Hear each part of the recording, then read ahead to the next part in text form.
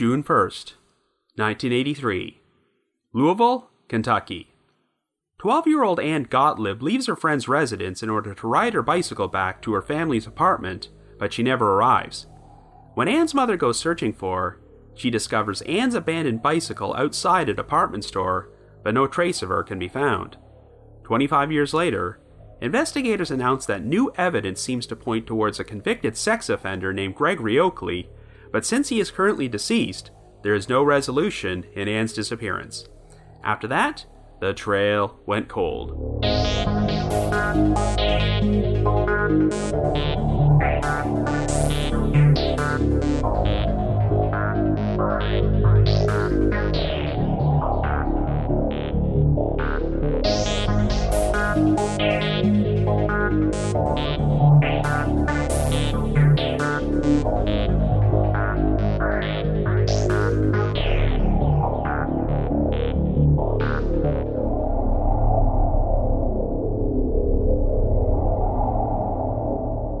Hello everyone, and welcome to our latest episode of The Trail Went Cold. I'm your host Robin Warder, and this week we're going to explore an unsolved missing children's case, the 1983 disappearance of 12-year-old Ann Gotlib. I originally received a request to cover this one last year from a listener named Tyler, and surprisingly, it does not look like it has been featured on too many other podcasts, even though it's often cited as one of the cases which signaled a major turning point in missing children's investigations. Ann Gotlib was originally born in the Soviet Union before she emigrated to the United States with her parents, but only 3 years after their arrival, Ann vanished while biking home. Ann's bicycle would be found outside a mall department store, and the evidence clearly seemed to indicate that she had been abducted. But what was particularly shocking is that Ann's disappearance occurred in broad daylight in a public place that was pretty much across the street from her family's apartment, yet no one saw anything. This demonstrated that child abductions could occur at any place, at any time, and would be one of the cases which helped lead to the formation of the National Center for Missing and Exploited Children the following year. In 2008, investigators would publicly announce their belief that a convicted felon named Gregory Oakley was responsible for Ann's disappearance, and even though he passed away years earlier, they felt the evidence would have been strong enough to arrest Oakley if he was still alive. However, since Ann's body has still not been found, this offered very little comfort for her family. There is technically not a smoking gun to prove with absolute certainty that Oakley committed this crime, which is why it officially remains unsolved, so we're going to explore all the different angles on today's episode. However, before we get started, just a quick reminder that The Trail Went Cold is a weekly podcast, which is currently available for download on several platforms, including Apple Podcasts, Stitcher, Google Podcasts, and Spotify. So if you like this podcast, be sure to subscribe to it, and please leave us a rating or review on any of those sites to help spread the word and garner us more exposure. The Trail Went Cold is on Patreon, so if you would like to learn how to support the show, please visit our page at patreon.com/thetrailwentcold. For as little as $1 a month, you can garner access to exclusive rewards, which may include stickers and thank you cards, early access to episodes, and bonus content. So with all that out of the way, let us now explore the disappearance of Ann Gotlib.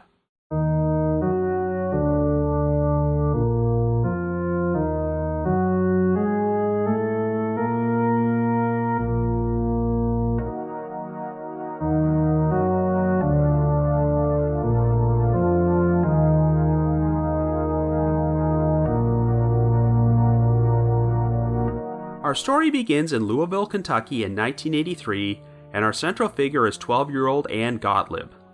Ann was originally born in Kiev, the capital of Soviet Ukraine, which was then a republic of the Soviet Union.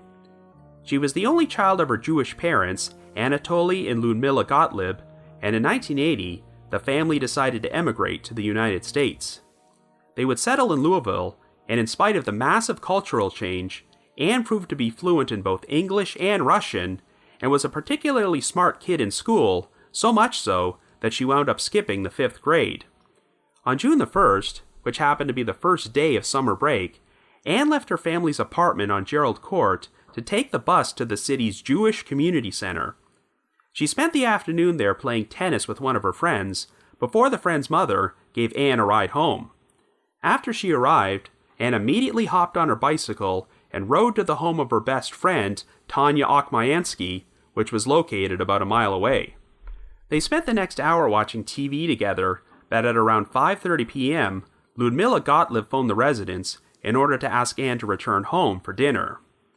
Ann and Tanya rode their respective bicycles to the parking lot of the Bashford Manor Mall, which was located across the street from Ann's apartment, but after the two friends went their separate ways, Ann never arrived home.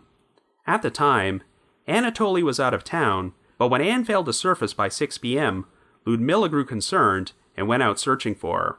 She eventually came across Ann's bicycle, which was now propped up against a brick pillar outside Bacon's department store, located on the southeast side of the Bashford Manor Mall. Ludmila noticed that the bike's kickstand was down, even though it was broken at the time, and Ann never used it.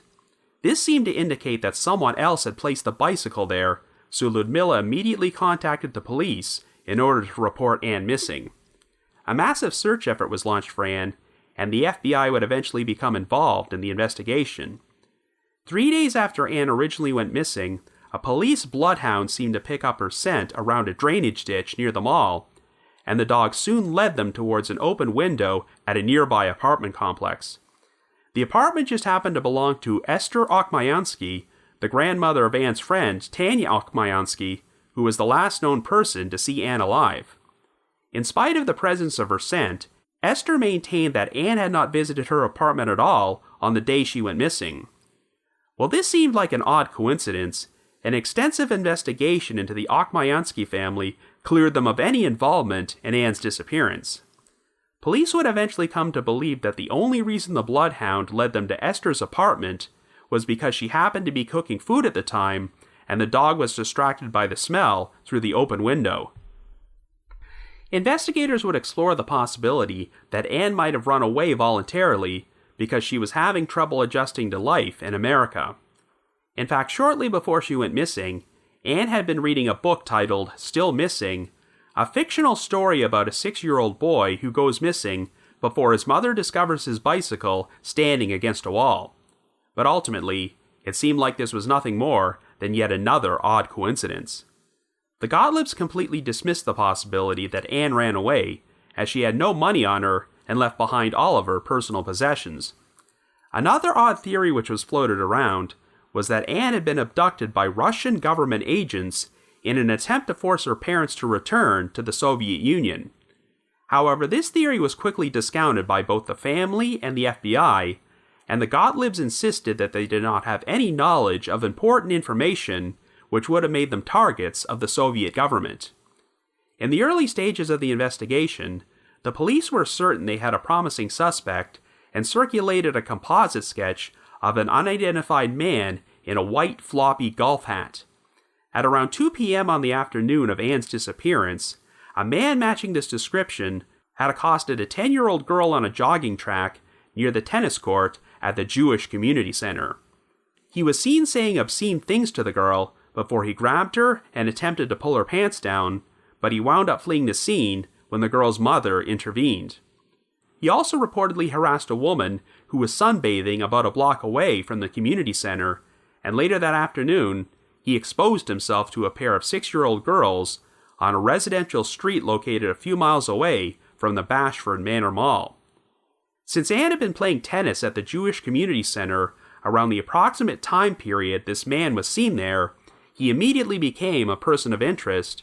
It was soon identified as 42-year-old Ralph Barry Barber, who lived in the town of Nicholasville and had a history of arrests for sexual offenses. Barber was arrested and charged with sexual abuse, harassment, exposure, and unlawful transaction with a minor, and while he admitted to having committed these offenses that afternoon, he denied any involvement in Ann's disappearance. It turned out that Barber had a solid alibi, as following these other incidents, he left Louisville and traveled to Lexington to visit a trophy shop. 3 employees from the shop placed Barber there between 5:30 and 6 p.m., the approximate time period when Ann was abducted, so he wound up being dismissed as a suspect. Over the next several years, there would be a number of sightings of Ann at various locations throughout the United States, but none of them ever panned out. In June of 1984, the National Center for Missing and Exploited Children, aka the NCMEC, was established. The organization sought to improve law enforcement investigations into unsolved missing children's cases, as well as spread awareness of their stories. The disappearance of Ann Gotlib is often cited as one of the cases from that time period which helped lead to the creation of the NCMEC, and on the day the center officially opened, the first missing child poster which they started circulating was hers, and it would be printed in 5 different languages, including Russian. The next major development would occur in March of 1990, when a convicted serial killer named Michael Lee Lockhart confessed to Ann's abduction and murder. At the time, Lockhart was on death row at the Huntsville unit in Texas for the murders of 3 victims, including a police officer and 2 teenage girls, though he often claimed that he was actually responsible for the murders of around 20 to 30 girls. Lockhart claimed that after he killed Ann, he buried her body on land located near Fort Knox. Well, it turned out that Lockhart had been stationed at Fort Knox in 1983, and since it was located south of Louisville, his story did not seem completely implausible. However, Lockhart failed a polygraph when questioned about the case, and an extensive search of the alleged burial site near Fort Knox turned up nothing. In the end, no evidence was ever found to link Lockhart to Ann's disappearance, and he was executed in December of 1997. The investigation remained at a standstill for years, until the media covered a memorial which was held to commemorate the 25th anniversary of Ann's disappearance in June of 2008. 2 days later, the Louisville Metro Police Department was contacted by a woman named Virginia Bailey, who shared some incriminating information about a man named Gregory Louis Oakley, Jr. Oakley originally hailed from Alabama and had once worked as a veterinarian, but he also had a history of troubling behavior with young girls. Oakley went through 3 marriages, but his first 2 wives were only 17 and 15 years old respectively at the time they originally got married. In November of 1981, Oakley was living in Birmingham with his 3rd wife, and while she was recovering in the hospital, he set his sights on his 13-year-old stepdaughter. After luring his stepdaughter into his car under the pretense of visiting her mother in the hospital, Oakley injected the girl with the painkiller Demerol in order to sedate her before he took her to a motel room to sexually assault her. While Oakley was initially charged with rape and first-degree assault, the charges were later downgraded to second-degree assault, and after Oakley pleaded guilty, he only received a sentence of 2 years probation. However, police started looking into an incident from July of 1979 in which a 13-year-old girl was attacked outside a YMCA in Birmingham by a man with a hypodermic needle.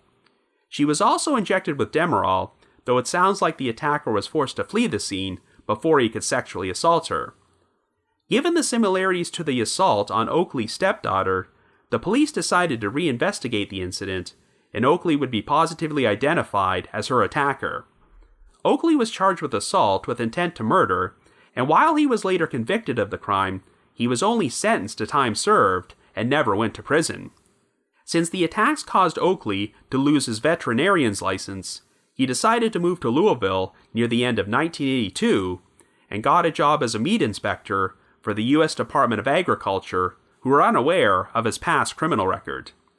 In September of 1983, only 3 months after Ann Gotlib's disappearance, Oakley entered the home of a 13-year-old girl named Lee Mooney, who lived only about a mile and a half away from where Ann disappeared.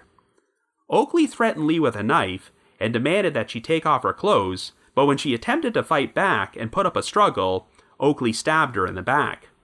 However, Lee just happened to be the daughter of a Louisville police officer, and she told Oakley that he was going to be arriving home at any minute and would blow his brains out. This seemed to scare Oakley off, so he fled the house, and Lee survived the attack.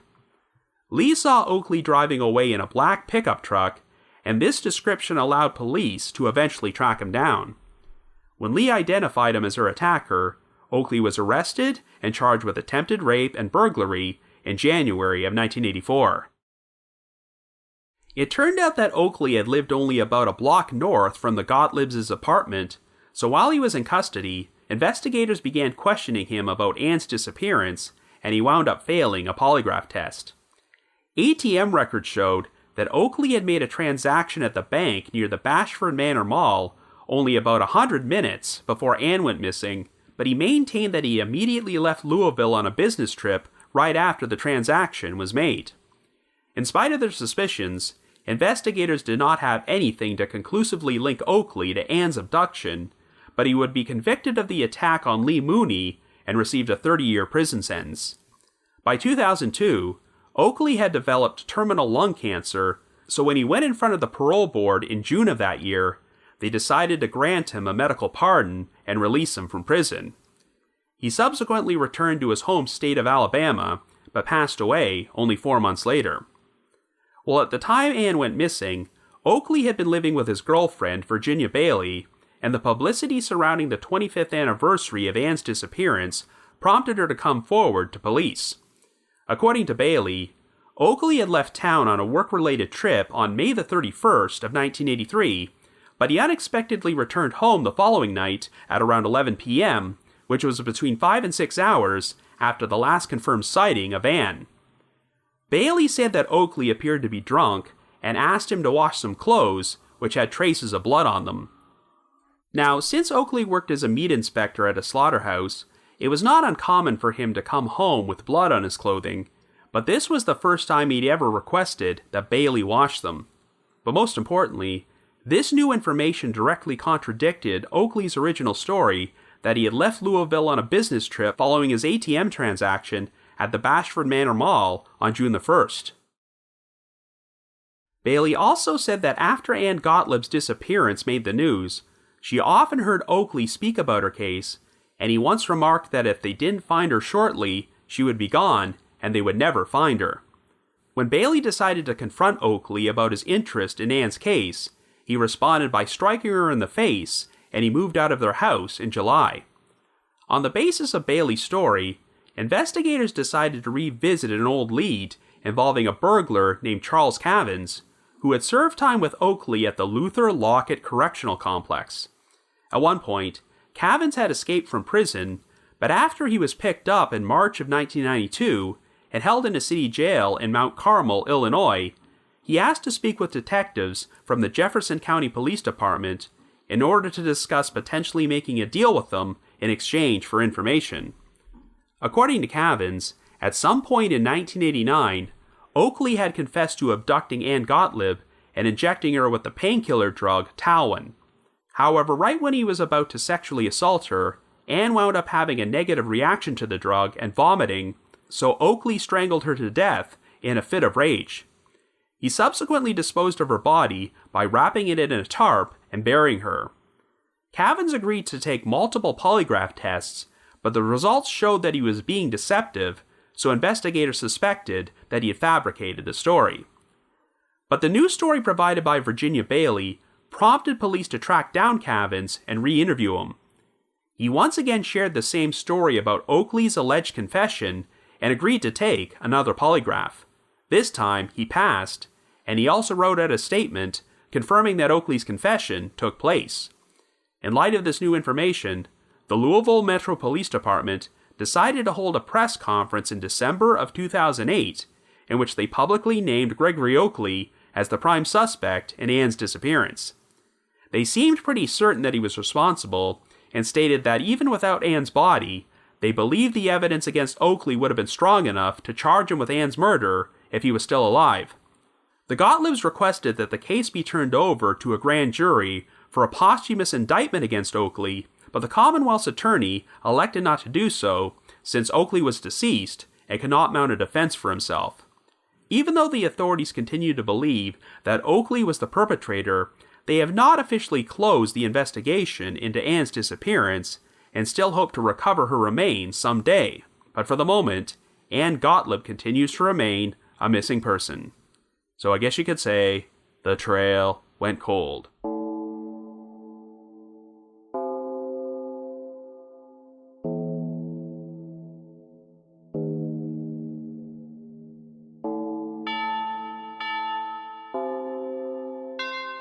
Anyway, all unsolved missing children's cases are sad, But the circumstances of this one are particularly heartbreaking, as we have a family who made the move from the Soviet Union to the United States in order to provide a better life for their daughter, but she wound up disappearing only a few years after they arrived. And to make things even more tragic, Ann was Anatoly and Ludmila's only child.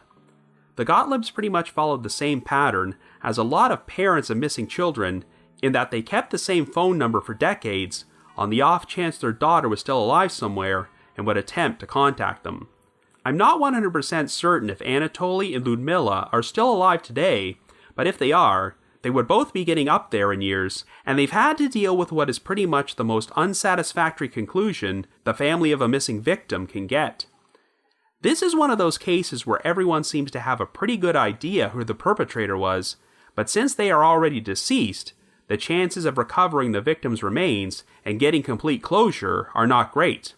The last time I saw the Gotlibs get interviewed by the media was in 2010, and even though Gregory Oakley had already been identified as the likely perpetrator, they said they were still not 100% certain, because even though there was a pretty compelling circumstantial case against him, there was no smoking gun. And regardless of whether he did it or not, that doesn't change the fact that Ann has still never been found. Now, if there's one positive lasting legacy from Ann's story, it's the creation of the National Center for Missing and Exploited Children, which launched almost exactly 1 year after she went missing. One of the biggest advocates who helped create the NCMEC was future America's Most Wanted host John Walsh, because, as I'm sure you're well aware, his own 6-year-old son, Adam Walsh, was abducted from a mall department store in Hollywood, Florida in July of 1981, before his severed head was found 2 weeks later. In fact, when a candlelight vigil was held on the 1-year anniversary of Ann's disappearance, John Walsh traveled to Louisville to attend. The formation of the NCMEC was the result of the frustration that Walsh and many other parents of missing children felt during that time period, as they often had to deal with law enforcement agencies who lacked resources for their investigations and did not do a good job of coordinating with each other. I'm going to talk about this more later on, but mistakes were made in the Ann Gotlib investigation, and there's a chance that Gregory Oakley could have been conclusively linked to the crime months after she originally went missing. On October the 10th, 1983, a made-for-TV movie about Adam Walsh's murder, titled Adam, aired on NBC, and at one point during the broadcast, they showed a gallery of photographs of missing children who had not yet been found, and Ann Gotlib was among them. You can definitely make a lot of parallels between the abductions of Ann Gotlib and Adam Walsh, as they both disappeared from public shopping malls in broad daylight, and their cases played a role in helping people realize that a child could conceivably be abducted at any place at any time. In another crazy coincidence, the official press conference announcing that Gregory Oakley was likely responsible for Ann's abduction took place on December the 4th, 2008, and the press conference where police announced that Adam's case was being closed took place just 12 days later on December the 16th. The authorities announced they were now satisfied that notorious serial killer Otis Toole, who had once confessed to Adam's murder, was responsible for the crime. But much like Gregory Oakley, Toole was already deceased by this point and could not be charged with the crime, so of course, there will always be a bit of uncertainty that he was the right guy. Before I start talking more about Ann's case, I should mention that it also has a connection to one of the most controversial figures in the US right now, none other than current Senate Minority Leader Mitch McConnell. At the time Ann went missing, McConnell happened to be Jefferson County Judge Executive and was also the chairman of the Kentucky Task Force on Exploited and Missing Children. McConnell did a number of interviews with the media while the original investigation was taking place, and if you do a search on YouTube, you can find a brief snippet of McConnell holding a press conference about the case alongside Anatoly and Ludmila Gotlib. So one of the main reasons this case sent major shockwaves throughout the community is that not only was Ann abducted in broad daylight in a public place, but it took place while she was directly across the street from her own apartment and no one saw anything. In fact, the responsible party also apparently had the time to stand up Ann's bicycle next to a department store before leaving the scene, but no witnesses ever reported anything unusual. There are a lot of astonishing coincidences in this case, such as the fact that a bloodhound managed to track Ann's scent to the apartment of her best friend's grandmother, even though she had nothing to do with the disappearance, and Ann also spent the early part of the afternoon at the Jewish Community Center, where a completely different sex offender was attacking and harassing young girls. It's interesting to look at the earliest media coverage of this case, where there was so much focus placed on this mysterious man with the white floppy golf hat who would soon be identified as Ralph Barry Barber, and I could definitely understand everyone believing that he was the guy. But it sounds like Barber's alibi was pretty airtight, as he had eyewitnesses placing him at a trophy shop in Lexington, which is over 70 miles away from Louisville. I know that witnesses can sometimes be mistaken, but we have 3 employees who distinctly remembered Barber because he walked into the shop and asked to have his name inscribed on a plaque near closing time, which would have been between 5:30 and 6 p.m., the same time period when Ann went missing. Unfortunately, even after Barber was ruled out as a suspect, it sounds like the composite sketch of the man in the floppy golf hat was still circulated for a while, which may have hampered the investigation. It was not until January of 1984, 6 months after Ann's disappearance, when Gregory Oakley first popped up on the radar as a potential suspect after he was charged with his attack on 13-year-old Lee Mooney. However, I think this part of the investigation might have been complicated by the fact that Lee just happened to be the daughter of a Louisville police officer. Obviously, this made the department extra motivated to nail Oakley to the wall, but while the investigators on Ann's case were allowed to question him, it sounds like they were instructed to tread lightly, as I'm sure they didn't want to do anything that might jeopardize his prosecution for the attack on Lee. In the end, justice was served, since Oakley received a 30-year prison sentence for that crime, and a Jefferson County police detective named Bobby Jones still wanted to press him on Ann's disappearance. But Jones was instructed to turn over the case and all the materials he had to the FBI, and for whatever reason, their investigation into Oakley went nowhere. It sounds like this transition caused some issues, as one of the key pieces of evidence, the ATM receipt placing Oakley at the Bashford Manor Mall on the afternoon of Ann's disappearance, went missing without explanation. When the case went back into the spotlight again in 2008, Jones actually offered a public apology to the Gotlib family, as he believed he should have been more aggressive about pursuing Oakley back then and not have let the case get away from him. But before we talk any more about Oakley, we have to discuss the other major suspect in this case, and that's serial killer Michael Lee Lockhart, who made a confession from death row in 1990. Like many convicted serial killers, Lockhart bragged about being responsible for additional murders he had never been charged with, and while I'm sure he was exaggerating about certain things, he was posthumously linked to a famous case, which was once featured on Unsolved Mysteries. You might recall the story of 16-year-old Kathy Hobbs, who left her Las Vegas apartment on the evening of July the 23rd, 1987, in order to make a trip to the supermarket, but was abducted and murdered before she returned home, and her body was later discovered in a remote field. This really did not become public knowledge until years after Lockhart's execution, but investigators have closed the case because they are now certain that Lockhart was the perpetrator, as there was forensic evidence linking him to the crime, and he could be placed in Las Vegas at the time Kathy was killed. Knowing that, I guess you can't completely discount the possibility that Lockhart also could have been responsible for Ann's murder, as he was stationed at Fort Knox at the time she went missing, which would have put him in close proximity to Louisville. However, it sounds like the authorities concluded that Lockhart's confession was false, and he provided no corroborating evidence to support his claims. When he looked at a map of the area where Ann was supposedly buried, Lockhart said he could not pinpoint the exact location unless he was on the ground, so arrangements were actually made to fly him from Texas to Kentucky in order to participate in the search. They found nothing, so I get the sense that this was a case of a condemned inmate with nothing left to lose, deciding to make a false confession because it allowed him to take a plane trip and gave him a temporary reprieve from spending the last several years of his life in a cell on death row.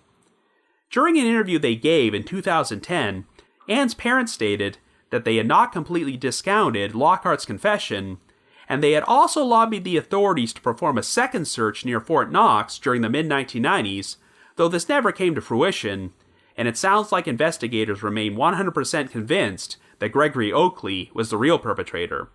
In their eyes, this case is about as close to solved as you can get without a conviction and the victim's body. But once again, while there is a compelling circumstantial case against Oakley, there is no physical evidence or a smoking gun to prove beyond a reasonable doubt that he did it. I think one of the most frustrating elements is that there was ample opportunity to pin the crime on Oakley while he was still alive. In addition to being questioned when he was charged with the attack on Lee Mooney, one of Oakley's fellow inmates, Charles Cavins, actually came forward in 1992 and told investigators that Oakley had confessed to Ann's murder.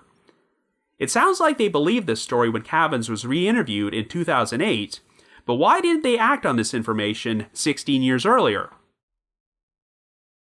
While I've mentioned numerous times on the podcast that you should always be skeptical about stories which are shared by jailhouse informants who are notorious for often making things up in order to help themselves. When Cavins originally spoke with police in 1992, he was looking to make a deal, and given that Oakley's alleged confession had taken place 3 years earlier, it doesn't sound like he was doing this out of the goodness of his heart. When Cavins took some polygraphs, the results showed that he was being deceptive, so I certainly don't blame investigators for initially discounting his story. But here's the complication. Even though Cavins might have been telling the truth about Oakley's confession, it sounds like he fabricated certain details. Cavins claimed that the main reason Oakley told him about Ann's murder is because he had recently read a book about how DNA testing was starting to become a tool in criminal investigations at that time, so Oakley had become concerned that the murder could be linked to him. Since Cavins was scheduled to be released from prison sometime in the near future, Oakley asked him to dig up Ann's body and burn it in order to destroy potential DNA evidence before he reburied her remains. It seems likely that Cavins made up this part of the story because investigators told him that they would only make a deal if the information he provided led to Ann's body, but in actuality, he had no idea where she was buried. When Cavins was re-interviewed in 2008, he left out the detail about being asked to dig up Ann's remains, which might explain why he was able to pass a polygraph this time around. So while Cavins' overall story about the confession might have been true, if he had not fudged certain details back in 1992, when Oakley was still alive, the investigation may have gone in an entirely different direction. However, the most credible detail which Cavins provided was that Oakley had told him he injected Ann with Talwin, a drug which was often used on animals. As a former veterinarian, Oakley probably would have been familiar with Talwin, but it seemed unlikely that someone like Cavins would have even known what Talwin was, and fabricated that detail out of thin air. It sounds like Cavins' story had more credibility in 2008 because Oakley's former girlfriend, Virginia Bailey, had just come forward with new information to incriminate him. As you recall, she claimed that Oakley returned to their home about 5 or 6 hours after Ann went missing and asked Bailey to wash some bloody clothing, even though Oakley had told investigators he was out of town on a business trip during this particular time period. In actuality, Bailey said that Oakley had left on this so-called business trip the day before, and she was not expecting him to return that night. It sounds like their relationship was not in a good place at that point, because weeks earlier, Oakley had invited Bailey to accompany him to Birmingham on what she assumed was a trip to meet his family. But Bailey was taken by complete surprise when she learned that the reason he had to travel there was to stand trial for attacking and drugging a 13-year-old girl in 1979. After Oakley was convicted of the crime and sentenced to time served, he returned to Louisville on May the 26th, just 6 days before Ann went missing. Regardless of whether or not Oakley was involved in Ann's disappearance, it's an indisputable fact that he was a vile human being who had a documented history of preying on young girls. If he did murder Ann, I'd argue that Oakley never should have been in a position to do so in the first place because he deserved to be in prison. It boggles my mind that he only got 2 years probation for drugging and assaulting his own stepdaughter and received a sentence of time served for the attack on the other 13-year-old girl. if they had locked him up for either of those offenses, Ann might still be alive today. Well, he deservedly received a 30-year prison sentence for his attack on Lee Mooney. It sounds like that's mainly because he had the misfortune of going after a police officer's daughter. According to Charles Cavins, Oakley told him that after he injected Ann with Talwin, she started vomiting, which prompted him to lose it and fatally strangle her. Even though Oakley had abducted, drugged, and assaulted girls in the past, there was no indication that he was a murderer, so it's possible he was planning to let Ann go once he was finished with her, but Ann's reaction to the drug was unplanned. When Oakley attacked Lee Mooney 3 months later, he threatened her with a knife rather than attempting to drug her, so what happened with Ann may have prompted him to change his MO. It's also interesting how Virginia Bailey described Oakley as appearing drunk when he showed up at their house with his bloody clothing, so I wonder if he decided to get intoxicated because he never originally intended to kill anyone. Oakley wore a badge as part of his job as a meat inspector, so it's been speculated that if he crossed paths with Ann, he could have used the badge to convince her that he was a person of authority in order to lure her somewhere. There's also been concern about the fact that Oakley worked in a slaughterhouse, which would have given him a convenient location to dispose of Ann's body. It's worth noting that Cavins has claimed that Oakley specifically told him that he wrapped Ann's body in a tarp and buried her somewhere, but Virginia Bailey said she once heard him utter these cryptic words about Ann, quote, "If they don't find her shortly, she will be gone, and they will never find her." Those words could mean anything, but one possibility is that Ann's body was buried in a place where a major construction project was about to take place, which would make her remains all the more difficult to recover. Now, if Oakley really was guilty, it seems like he had no qualms about taking that secret to his grave. In 2001, while Oakley was still incarcerated, a reporter from the Louisville Courier-Journal had attempted to speak to him about Ann's disappearance, but he wrote them a letter denying all involvement in the crime, stating, quote, "I have no reason to lie about this matter, because I am dealing with terminal lung cancer, which is already metastasized," end quote. Indeed, Oakley was out of prison and dead just over 1 year later, but as far as I know, he never admitted to anything. I know the authorities said that if Oakley had still been alive at the time they heard all this new information from Cavins and Bailey, they would have considered the evidence to be strong enough to charge Oakley with Ann's murder, even without her body or any corroborating physical evidence. In addition to the eyewitness testimony, Oakley had a history of inconsistent statements about his alibi, and ATM records did place him near the Bashford Manor Mall on the afternoon of Ann's disappearance. When you factor in Oakley's other sexual offenses with young girls, then yes, I really do not have much trouble believing he was the perpetrator in this case, but without a smoking gun, it would have been interesting to see if the evidence would have been strong enough to convince a jury.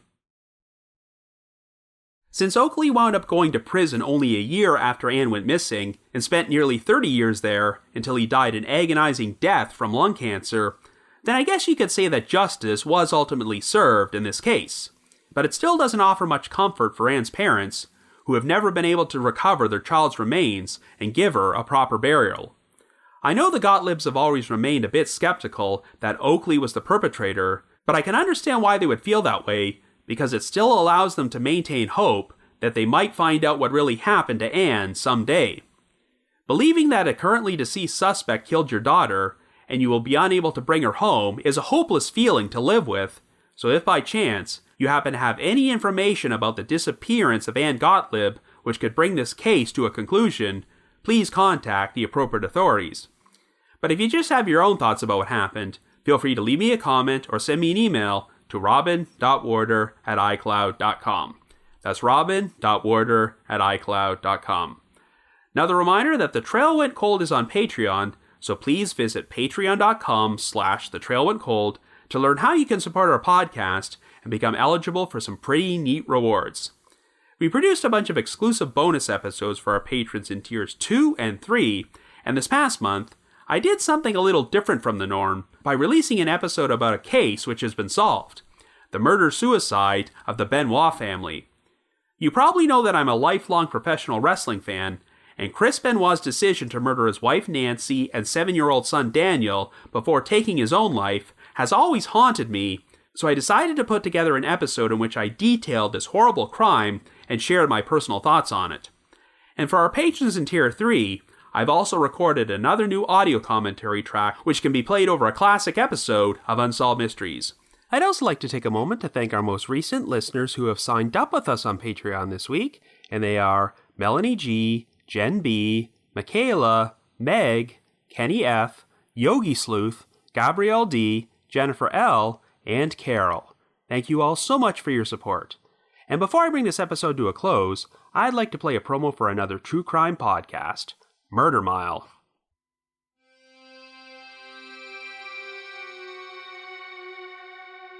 Hey friends, I'm Michael, host of the Murder Mile UK True Crime Podcast. I would be delighted if you joined me every Thursday for a walk through the untold, unsolved, and long-forgotten murders of London's West End, featuring hundreds of fascinating true crime tales you won't hear anywhere else. If you're looking for something different, the award-winning and highly acclaimed Murder Mile UK True Crime Podcast is researched using the original police files. It's presented as a dramatization. Each episode is crafted as a labor of love, and it focuses on the victims' lives in an honest, detailed, and sympathetic way. Season 5 has just begun, so why not treat yourself to more than 150 episodes? If that sounds like your cup of tea, search for the Murder Mile UK True Crime Podcast. Thank you. I'd also like to announce that later this year, provided that it becomes safe to travel again, The Trail Went Cold is going to be appearing on Podcast Row at 2 separate CrimeCon events. The regular CrimeCon, which takes place at the Fairmont Hotel in Austin, Texas, from June 4th until the 6th, and the very first CrimeCon UK, which is being held at the Leonardo Royal Hotel and Spa in London the following weekend on June the 12th and 13th. If you would like to purchase tickets to either event, we have a special promo code you can use to get a 10% discount, and it applies to both the Austin and London events. So to receive 10% off, either visit crimecon.com or crimecon.co.uk and enter the promo code COLD21. That's COLD21. In addition, I also wanted to provide another reminder that I hold live streaming sessions on a platform called Get Vocal. Every Thursday night from 7 until 8 p.m. Eastern Time, I hold what is essentially an after show for each week's podcast episode, where I have an interactive discussion about the featured case from said episode and answer questions and address comments from listeners. I always include a link to these sessions in our show notes, so be sure to check there for more information or visit getvocal.com. That's GETVOKL.com. I just wanted to give another shout out to my supporters at the Unsolved Mysteries message board at the Sitcoms Online forum and the Unresolved Mysteries subreddit. I need to provide a big thanks to McGill Foote, who edits and assembles this podcast together for me, and Vince Nitro, who composes the eerie music you hear on every episode. If you haven't already, you can like us on Facebook, follow us on Twitter, or leave us a rating or review on Apple Podcasts, Stitcher, Google Podcasts, or Spotify. So have yourself a good week and join us next Wednesday for another brand new episode of The Trail Went Cold.